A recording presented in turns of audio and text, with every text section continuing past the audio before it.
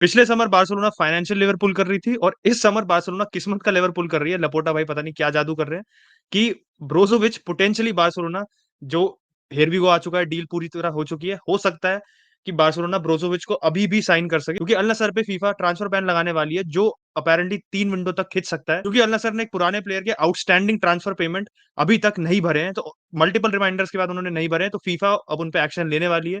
तो हो सकता है ब्रोजोविच बारसा जा सकता है, जबकि एक्चुअली वो ऑफिशियल हो गया था। पूरी अनवेलिंग भी हो गई थी उसकी अल नसर के लिए, उसके बावजूद भी वो बारसा जा सकता है बिना एक मैच खेले अल नसर के लिए। उसके अलावा बारसा के और हो सकता है किस्मत खुल सके क्योंकि जो राइट बैक का उनका टारगेट है कैंसेलो, अभी उसमें बात चल रही है कि शायद वो बारसा आ जाए और डील आगे बढ़ रही है धीरे-धीरे, बट आगे बढ़ रही है। और बर्नार्डो सिल्वा पे भी अपडेट आई है, तो लग रहा है कि बार्सिलोना की ऑल ऑफ अ सडन कुछ किस्मत खुली है। क्या करा है सपोर्टर ने समझ नहीं आता, बट कुछ ना कुछ तो करा है। इस वजह से बार्सिलोना की जो पूरी ट्रांसफर विंडो है, जो लग रहा था कि भाई फ्री एजेंट से और डैनी परेव और ओरियल रोमेरो की हम कल तक बात कर रहे थे, उससे सीधे आप स्टार प्लेयर्स के बारे में बात करोगे। पहले बारसा से शुरू करेंगे, फिर अल नसर पे आएंगे एंड फिर ऑब्वियसली ओनाना की न्यूज आई है तो यूनाइटेड की बात करेंगे। बार्सिलोना में सिनेरियो है कि आज न्यूज आई थी and this is according to Catalonia based reporters, tier 1 source, मैं नाम भूल गया जर्नलिस्ट का लेकिन रिलायबल था। ये कहते हैं कैंसेलो का लोन मूव पॉसिबल है क्योंकि देखो City want to get rid of Cancelo right now, और रियलिस्टिकली कैंसेलो जैसे प्लेयर के लिए अगर कोई क्लब उसमें इंटरेस्टेड होता तो तक आ चुका होता भाई। कोई किसी क्लब ने बिल्कुल भी इंटरेस्ट अपना कह सकते हो रजिस्टर नहीं किया है उसके अंदर। बायन तो लोन पे लिया था, नहीं चला। प्रीमियर लीग में मुझे लग रहा है उसको कोई लेगा क्योंकि किसी को राइट बैक की ऐसा जरूरत है भी नहीं अभी। एंड प्लस अगर आप प्रीमियर लीग में साइन करोगे तो आपको प्रीमियम देना पड़ेगा सिटी को, प्लस उसके ड्रेसिंग रूम इशूज आप देख रहे हो, तो प्रीमियर लीग में कोई है नहीं। उसके अलावा कौन है, पीएसजी को जरूरत है नहीं, दे हैव हकीमी एंड नुनो मेंडेस। और कोई बड़ा क्लब यूए के पास पैसे हैं नहीं भाई, और सीरिया में किसी के पास भी इतने पैसे हैं नहीं जनरली जो वेजेस हो वो कमांड करेगा। वेजेस तो हम भी नहीं दे पाएंगे, लेकिन ठीक। रियल मैड्रिड की बात करें तो वो जनवरी में ऑप्शन था, कैंसिलो जाना भी चाहता लेकिन रियल मैड्रिड कैंसिलो में इंटरेस्टेड नहीं, ना ही एंचेलोटी इंटरेस्टेड है, तो वो भी नहीं हो रहा। तो ले दे के एक ही क्लब बच रहा है जहाँ पे उसको टॉप टियर फुटबॉल मतलब जो big names in the game वाली बात होती है वो खाली बार्सिलोना ही बच रहा है। बार्सिलोना नीड है राइट बैक, एंड सिटी अगर नहीं बेच पाएगी तो सिटी लोन करेगी। सिटी मजबूर है, सिटी को नहीं खिलाना बिना मतलब क्यों अपनी बेंच पे रखे उसको भी खराब करेंगे, बिना मतलब उसको वेजेस देंगे और 7 नंबर भी अपना फंसाए रखेंगे। तो टेकिंग एवरीथिंग इनटू सिनेरियो, ये लोन डील पॉसिबल हो रही है। एंड देखो वेजेस का इशू आएगा क्योंकि जो वेजेस सिटी पे कर रही है वो हम नहीं कर पाएंगे। लोन फीस भले इन लोन ना हो, उसके बाद भी हमें वो वेजेस पे करने में दिक्कत होगी भाई। तो हो सकता है वेजेस शेयर हो, कुछ 70-80% बारसा पे करे, 10-20% सिटी पे करे, लेकिन होना बहुत मुश्किल है मैं सही बताऊं, क्योंकि कैंसिलो एज अ प्लेयर अगर बार्सिलोना ले रही है, एक तो आपको लोन पे मिल रहा है, उसमें सिटी वेजेस शेयर करे, ये बहुत मुश्किल है। मतलब अगर ऐसा होता है तो मेरे ख्याल से डील पूरी लास्ट तक जाएगी। जब कोई ऑप्शन नहीं बचेगा सिटी के पास तभी ये पॉसिबिलिटी होगी, उससे पहले होती है तो I think Barcelona will pay wages. Can we afford it current scenario में? जो स्टेटमेंट आते हैं मीडिया में, जो में दिक्कतें होती हैं, उस पर मैं अभी 100% रिलाई नहीं करूंगा कि हम कर सकते हैं। लेकिन यही है कि फाइनेंसेस जो अंदर के ना मुझे पता ना किसी और को पता है, बार्सिलोना बोर्ड को ही बताऊंगे भाई। And if they are going after a player I think will be able to register him. अब ऑन द पिच भाई उसके इम्पैक्ट की बात कर लो तो ऑब्वियसली भाई जूल्स कुंडे ने राइट बैक खेला लास्ट सीजन, अच्छा खेला, provided some good assist as well in important matches, लेकिन he is not a natural right back भाई। राइट बैक पे लपोटा ही नहीं बोला था हमें कवर चीन में जूलियन अरोहो को साइन किया, लेकिन भाई ये कि अभी एमएलएस से आया है, उससे आप कह सकते हो वो 4 मैच भी सीजन के अच्छा खेल गया, तो उसके लिए अभी वो बहुत बड़ी बात होगी। तो कैंसेलो जैसा प्लेयर भाई जो एक रेडीमेड स्टार्टर है हमारी टीम में, मैसिवली इंप्रूव करेगा राइट बैक को भी, लेफ्ट बैक पे भी उतने इफेक्टिवली वो खेल सकता है भाई। On the ball he is brilliant, crossing and he can score goals as well भाई। तो अब उसे चाहे इन्वर्टेड फुल बैक खिला लो या normal old school overlapping right back खिला लो, दोनों वो बहुत अच्छे से कर सकता है भाई। Can pass in between the lines. तो अगर कैंसिलो आ जाता है एंड वो ड्रेसिंग रूम वाला इशू नहीं होता है तो I think he could be fantastic signing, specially on a loan deal भाई, गेम चेंजिंग साइनिंग हो सकती है। उसके अलावा बात करें बर्नार्डो सिल्वा की, तो बर्नार्डो सिल्वा के केस में ये है कि हम उसको भी लोन पे साइन करेंगे। एंड जो हमने मतलब जो अभी ऐसा नहीं है कंफर्म हो चुका, बट जो न्यूज आ रही है उसमें ये है कि हम उसको लोन का ऑफर देंगे विद मैंडेटरी बाय ऑप्शन। तो वहाँ पे हमारे पास कोई ऑप्शन नहीं होगा, हम एक सीजन का लोन लेंगे, क्योंकि हमारे पास अभी जो भी फाइनेंसिस की दिक्कत होगी वही हर हर साइनिंग में वही कहानी होती है, फाइनेंसिस की दिक्कत होगी। और नेक्स्ट अभी हम लोन पे साइन करेंगे, नेक्स्ट सीजन उसको परमानेंट कर लेंगे। ये मुझे होना थोड़ा सा मुश्किल लग रहा है, मैं रियलिस्टिकली बताऊं तो। एंड प्रायोरिटी की अगर बात करें, कैंसलो ले आओ, एक सीडीएम लाओ, उसके बाद अगर ये डील पॉसिबल होती है तो बर्नार्डो सिल्वा जैसा प्लेयर भाई किसको नहीं चाहिए अपने क्लब में, ठीक है, जिस क्वालिटी का वो प्लेयर है किसको नहीं चाहिए भाई। इस डील के लिए मैं एज अ फैन कभी ना नहीं करूंगा भाई, लेकिन इस पॉइंट ऑफ टाइम पे हमारी डील प्रायोरिटी नहीं होनी चाहिए। लेकिन अगर वो आ जाता तो ऑन द पिच इंपैक्ट की बात करें तो जो लास्ट सीजन पेड्री इंजर्ड हो गया था भाई, तो उसके बाद आपको दिख रहा था कि हमारा form daily drop of. And इस सीजन बुस्केट्स भी जा चुका है, फ्रेंकी को भी मेरे ख्याल से सीडीएम वाले रोल में खेलना पड़ेगा अगर हम ओरियल रेमो जैसा प्लेयर लेके आते हैं। तो बर्नार्डो सिल्वा से बंदा आता है भाई, he can play on the right wing as well, equally effectively midfield में दोनों नंबर 8 खेल सकता है भाई। पेप की तरह सीडीएम तो नहीं खिलाएंगे उसे लेकिन number 8 and right wing left wing हर जगह खेल सकता है वो बंदा। तो बर्नार्डो सिल्वा अगर आता है तो आई एम वेरी हैप्पी, लेकिन प्रायोरिटी साइनिंग नहीं होगी। और फाइनली आते हैं अल नसर वाले पूरे सिनेरियो पे। तो अहमद मूसा भाई जो फीफा जानते, फीफा 15-16 जिन्होंने खेला हो, फीफा लेजेंड है, उसमें वो गजब का पेस था फीफा 14 में भी। तो वो शायद रशिया में किसी क्लब में था, मुझे याद नहीं, सीएसके मॉस्को वगैरह में था, क्योंकि मैंने फीफा 15 बहुत खेला, तो उसमें वो था भाई। तो जिसने खेला होगा वो जानता होगा उसको। तो वहां से वो लेस्टर आया था 2016-17 सीजन में। उसके बाद वो अल नसर चला गया था, क्योंकि लेस्टर में वो चला नहीं था बिल्कुल भी। तो अल नसर ने क्या हुआ, इतने पैसा होने के बावजूद भी मुझे समझ नहीं आया कि कैसे उनकी आउटस्टैंडिंग पेमेंट रह गई, कैसे वो लेस्टर को नहीं दे पाए अभी तक। एंड फीफा अगर बैन लगा देता है, ब्रोजोविच गुड पॉसिबल, देखो बहुत ही थिन चांस है, एंड बैन लगा भी देगा, और फिर मेरे ख्याल से वही होता है ना, फिर आप अपील कर दो, नेगोशिएशन कर लो। बैन लगने के बाद क्या होता है, आप अपील में चले जाओ, उसका फाइन लग जाता है आप पे, अब वो पेमेंट कर दो तो छोड़ दिया जाएगा। तो लेकिन अगर होने की बात करें तो बहुत ही माइन्यूट से चांस है, रूल आउट नहीं कर सकते कि आधी चीज है, पॉसिबिलिटी है, लेकिन क्या वो यहाँ आएगा वो बहुत मुश्किल होगी। एक तो ये बात है ना कि आप, एक तो सऊदी अपने आप को ऐसा प्रोजेक्ट दिखा रहा है, ठीक है, फिर आपके क्लब पे बैन लग जाता है, which club is bad by the PIF, and उसका प्लेयर जो आप अनाउंस कर देते हो, वो प्लेयर फिर आपको क्लब छोड़ के जा रहा है दूसरे क्लब में खेलने। तो ये जो पूरी आप अपना पूरा बना रहे हो, अपना पीआर कर रहे हो, इतने प्लेयर्स अंदर ला रहे हो, उस पर बहुत बड़ा मैसिव इंपैक्ट होगा भाई, बहुत ही निगेटिव होगा ये। एंड ये अगर किसी को ये नहीं पता होगा, ब्रोजोविच अल नसर चला गया, लेकिन अगर ब्रोजोविच अल नसर छोड़ के बार्सिलोना आ जाता ना, तो ये सबको पता चल जाएगा भाई, मैं सही बता रहा हूँ, उस न्यूज से ज्यादा फैलेगी ये न्यूज।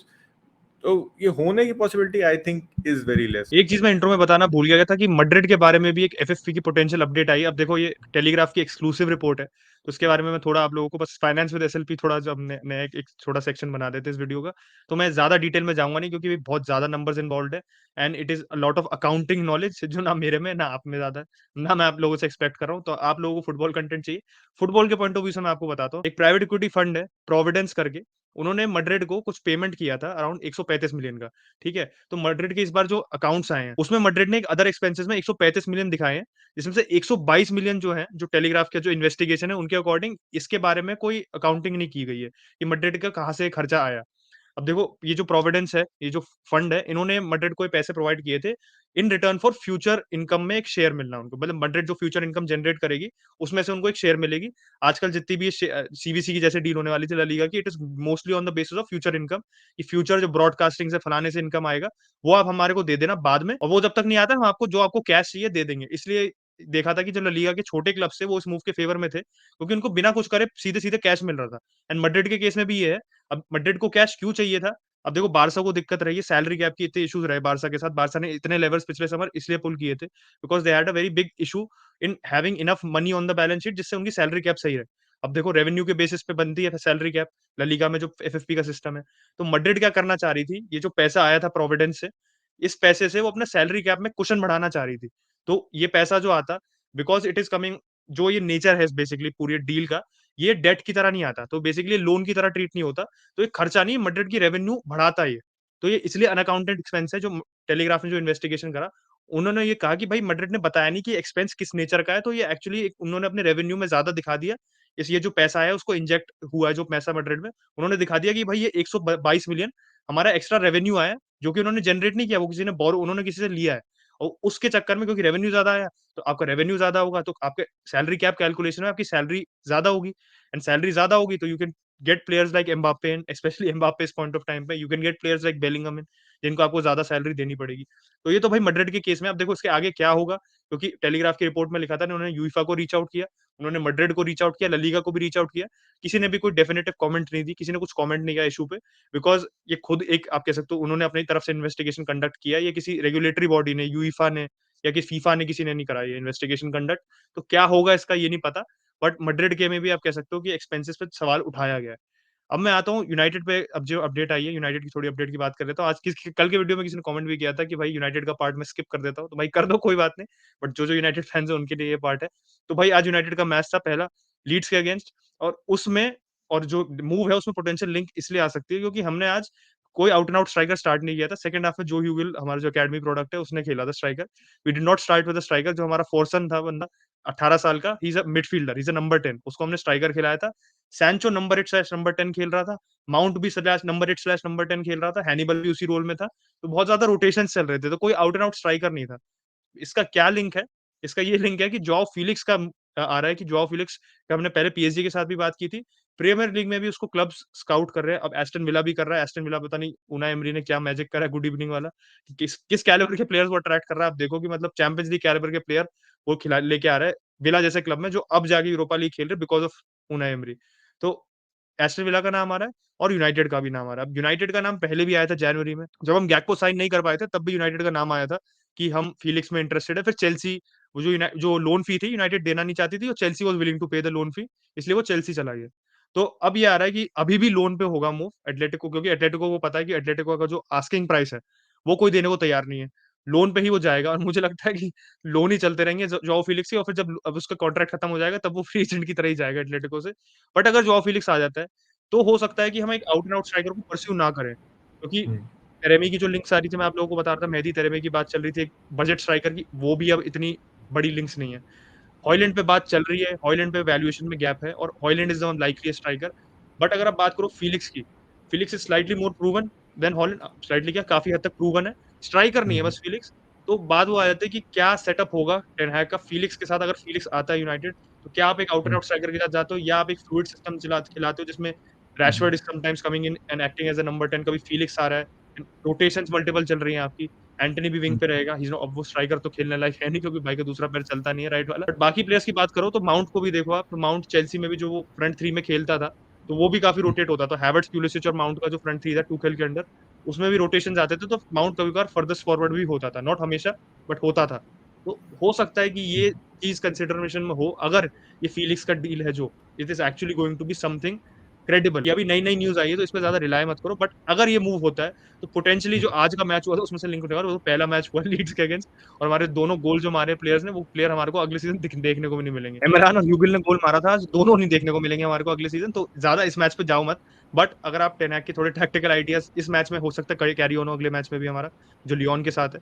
तो अगर ये टैक्टिकल आइडिया कैरी ऑन होता है, तो हो सकता है कि we do not go for a striker like Hojlund and हम फीलिक्स के लिए जाएँ। ओनाना की जो अपडेट अचिन भूल गया, मैं उसको पूरा करके इस वीडियो को रैप कर दूंगा भाई। ओनाना पे ये है कि मोर और लेस डील कंप्लीट हो चुकी है अकॉर्डिंग टू फैब्रिज़ियो। थर्सडे जो कि आज का दिन है काफी इंपॉर्टेंट रहने वाला है, ये मतलब पता नहीं शुभ दिन है यार कि जो काम आज है वो फ्राइडे को नहीं हो सकता। मुझे समझ नहीं आया वो, लेकिन ठीक है। पर ये है कि मोर और less deal is I think confirm. 2-3 दिन में आपको हेरवी को मिल जाएगा and obviously then Onana will be a United player. Keeper वाली इशू आपकी सॉर्ट हो जाएगी। That's all for this video में। अगर आप यहाँ तक इसको देख रहे हो तो वीडियो को लाइक कर देना। एटलीस्ट लास्ट वाले वीडियो में तो 700 नहीं हिट किया हमने, यहाँ पे बहुत ज्यादा शायद कम लोग देख रहे होंगे, लेकिन जो देख रहा है जिसने लाइक नहीं किया भाई लाइक कर देना, बेल आइकन दबा देना, शेयर कर देना वीडियो को, कमेंट कर देना। Bye bye.